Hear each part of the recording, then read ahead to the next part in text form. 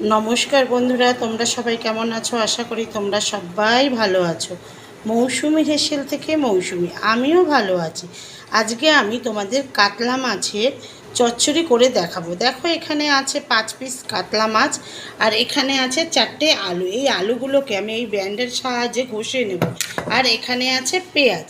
দেখো, একটা বাটি আর ব্যান্ডারটা নিয়ে নিয়েছি। এবার আমি কিভাবে আলুগুলো ঘষছি তোমরা দেখে নাও। দেখো কী কী মশলা দিচ্ছি: নুন, হলুদের গুঁড়ো, জিরের গুঁড়ো, ধনের গুঁড়ো, স্বাদ মতন চিনি, দিয়ে দিলাম কাঁচা তেল, দিয়ে দিচ্ছি লঙ্কার গুঁড়ো।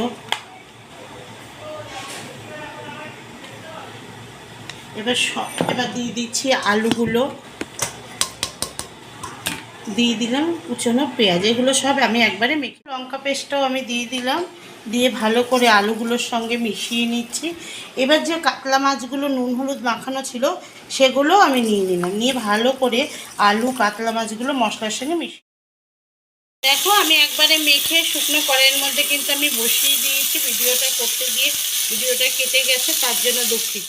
দেখো, উষ্ণ জল যেই গামলাটার মধ্যে আমি মাছটা মেখেছিলাম সেই গামলাটাতে উষ্ণ জল গরম করে খিচুড়িটা কিন্তু একদম রেডি হয়ে গেছে। আমি কিন্তু একবারে মেখেই বসিয়েছি।